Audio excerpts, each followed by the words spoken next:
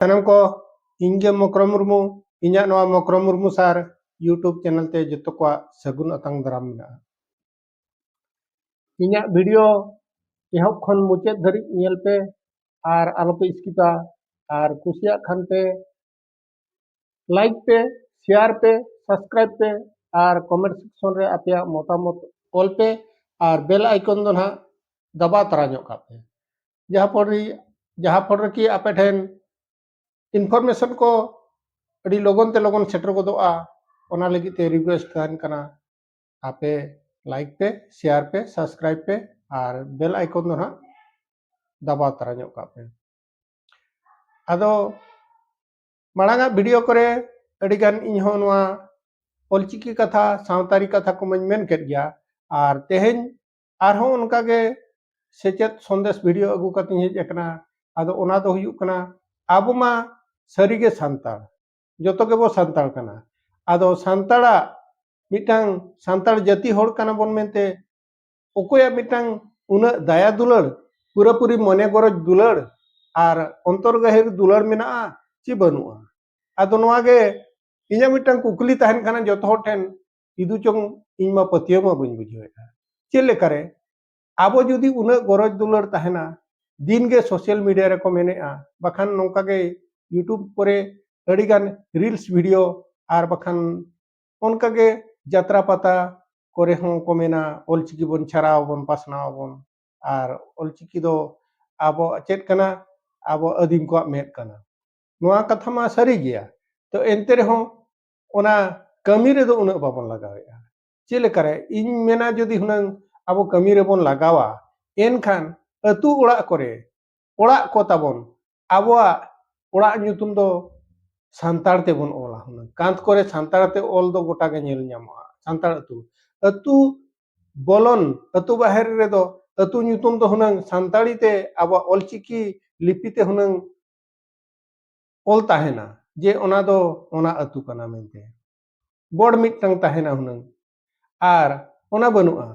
अच्छा ओना बांग नेलो कना हुए तो किछिगन अतु रे दो इनका काबा नेल ᱧᱟᱢᱚᱜ गेचों किंतु जतो अतु रे दना बांगे जतो अतु रे जुदी सांताड़ अतु को मेना सांताड़ अधिकांश होड़ मेना बना ओड़ा को मेना ताबन आबो सांताड़ अतु ᱧᱩᱛᱩᱢ दो अतु हेरे ओल दो बांग ᱧᱟᱢ अच्छा ओना जहान गे अतु असड़ा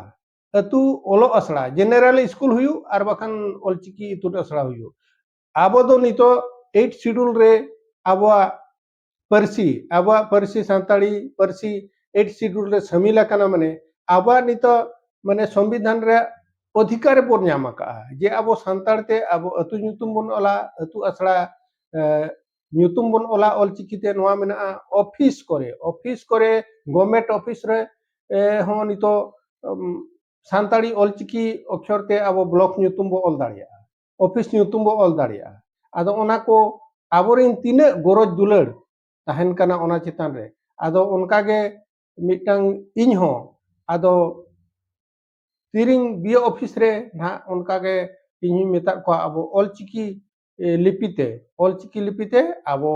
बी ऑफिस रे ᱧᱩᱛᱩᱢ बन ओला आदो तिना गान को हे हूं केआ तायम ओना कार्य क्षेत्र रे बांग होई लेना ओना दो अड़ीगान कारण ताहेना तापरे उनका गे थुकम दोयना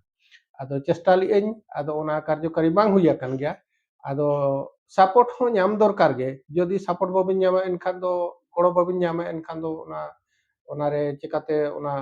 ओल ताहेना ओना उनका लेकाते ओना दो बांग ओलेना तो जहा अकन गे अच्छा ओड़ा करे जे जहार ओड़ा करे ओंडे माना ओकोय हो बाको माना बिना आदो आबो ओड़ा भितरी करे आबोरिन बोंगा बुरु को फोटो दो बांग नेल ᱧᱟᱢᱚᱜᱼᱟ बोंगा बुरु को फोटो मेन लेखा बिदु चंदन तिकिना फोटो बांग ताहेना और बाबा तिलका माझिया फोटो बांग ताहेना सिदो कान्हु फोटो हो बांग ताहेना और बांग खान दो आबोरिन जहाना जाहिर बोंगा को जाहिर रे चितर हो बाइक ताहेना आबो एटा शिवो फोटो बन दोहया बखान दुर्गा फोटो बन दोहया बखान दो लक्ष्मी फोटो बन दोहया तापरे ओना दिन गे सेता उमेन पुरचे कते धोना दोपे आदो नोंका दो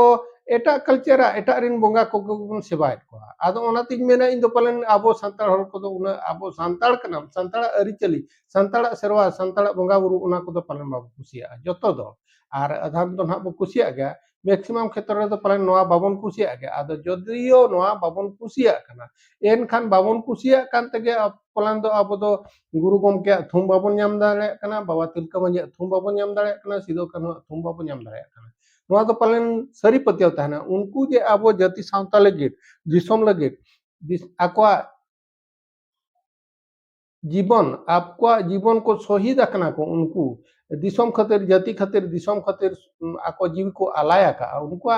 माने मान मर्यादा अब बाबू दोहो दाड़िया ओनागे अड़ी दुख रे कथा आदो नोआ सोशल मीडिया माध्यम तेगे जतो हर को नेहरत बना जहां गेबन जहां कान गे जहां लेका गेबन ताहेलेन आदो नितो सुसर संवार हर तेबन हिजुआ आर गुरु गंके तिकिना ताड़म डहार बो पांजाया उनकिन उदु आकात हर बन पांजाया और चिकी बन चेदोआ ऑलचिकी बाबन चेक लेनखान अकिना पुथी पतब को बाबन पढ़ाव लेखान ओना रेया सिविल सोड़म गरज दुलड़ बाबन नाम दाड़िया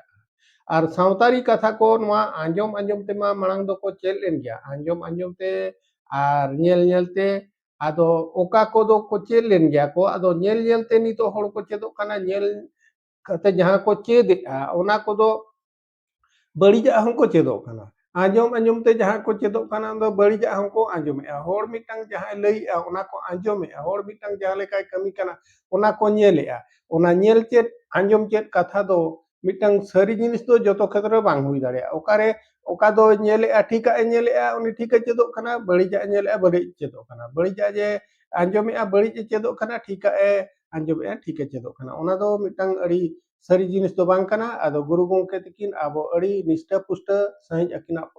पुथिर किन ओलाका बोना ओना को बन पढ़ाव लेखान आबो मिड डहार तेमन चला दाड़िया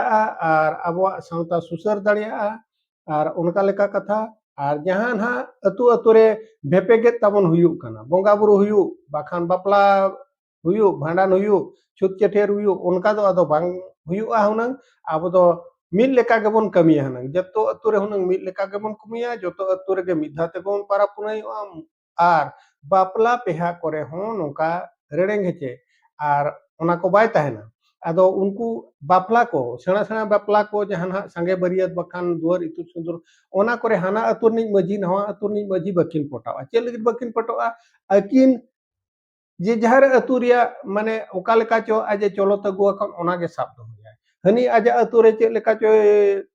माना बतावा का बापला बेहा कमी होरा को उनका गे दो मेना आदो ओना दो जुते दो बांग काना अब मिटंग